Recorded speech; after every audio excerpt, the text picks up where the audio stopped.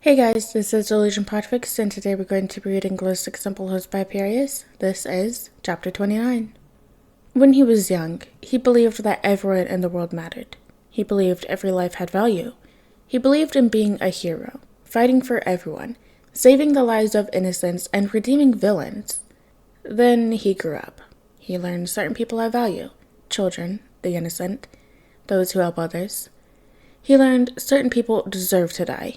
Abusers, murderers, human traffickers, pedophiles.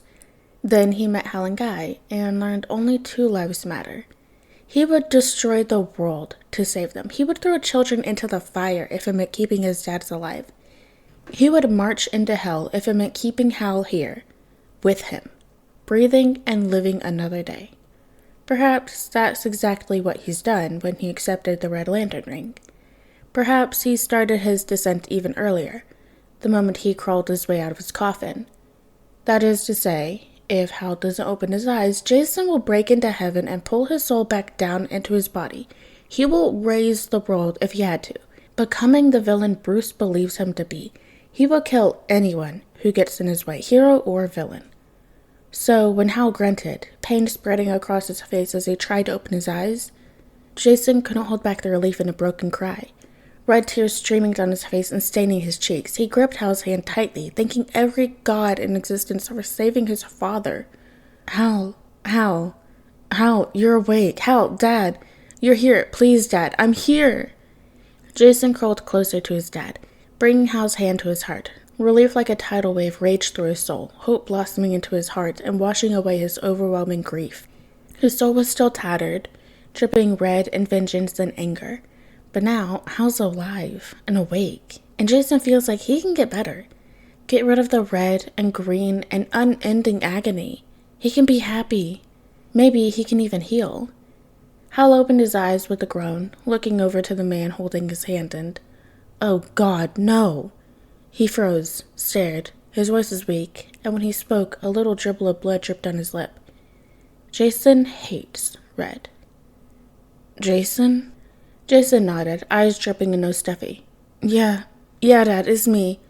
What happened? Why are you... Hal's voice broke, coughing before cringing at the pain the motion caused. He couldn't even focus on his own pain, though, too panicked seeing Jason, his sweet little boy, as a Red Lantern. Jason, so filled with love and childlike wonder. Jason, who cried watching The Notebook. Jason, who stopped traffic on a highway because there was a deer who needed to cross. Jason, his Jason, who didn't deserve this pain, who didn't deserve the voices in his head telling him to kill. He doesn't deserve the burning saliva and bloody tears. He doesn't deserve the razor-sharp claws and acid in his chest. Jason, who craves touch and love and affection, thrust into a role that forces everyone away for their own safety. Hal felt his own eyes burn with tears. I'm so sorry. Jason choked on the acid in his mouth, wanting nothing more than to pull his dad into a hug. But he knew he'd only hurt him more if he did. No, don't apologize. Don't you dare. This isn't your fault. This isn't on you. It's because of Bruce. Jason spat his name like a curse, saliva like lava spewing from his mouth. He did this. Jason's voice lowered into a growl, his eyes glowing red, and razors churned into his heart. He did this to you, and I'm going to rip him apart. Carefully, Hal slipped his hand from Jason's grip to cup his face, gently wiping away the tears and ignoring the burn. Jason. His voice is soft, almost a whisper. Jason, come back to me. Snapping his eyes down, Jason looked at Hal, his dad, and nodded. Good, Jason, good. Jason, Hal smiled. I'm glad you stayed with me. Jason nodded.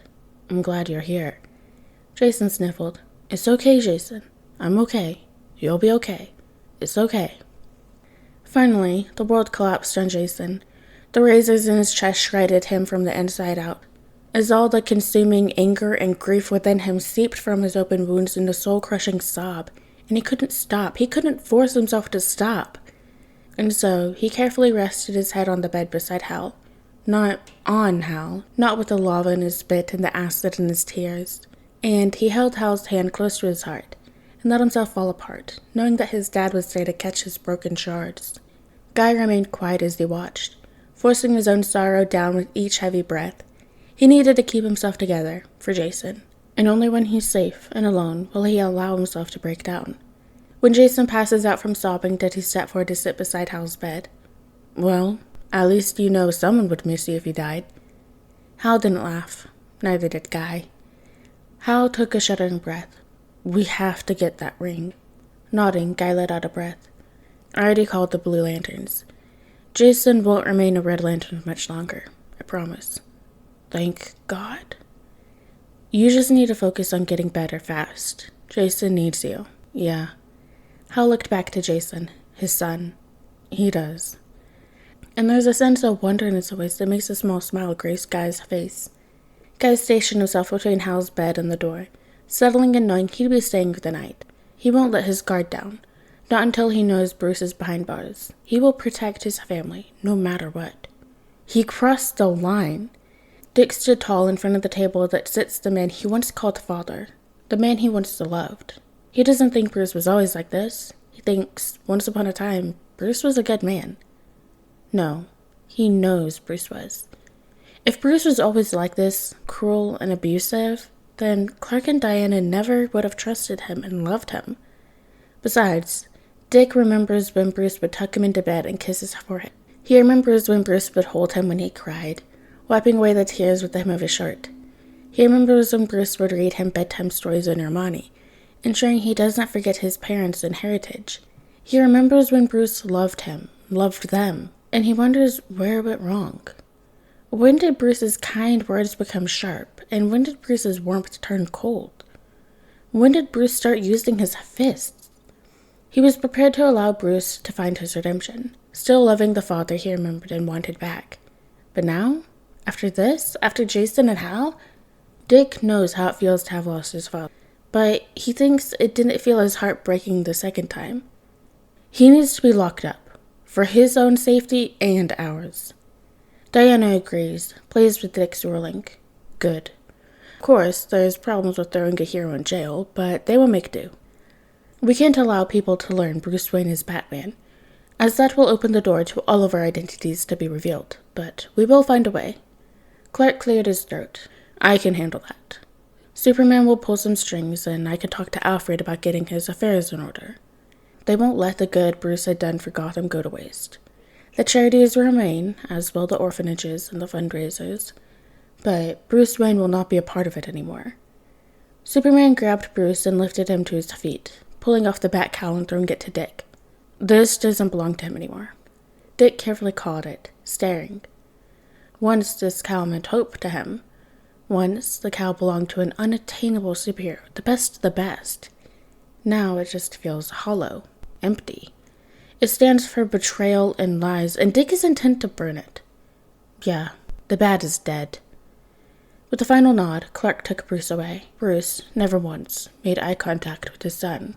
Bruce never once apologized. Dick never expected him to.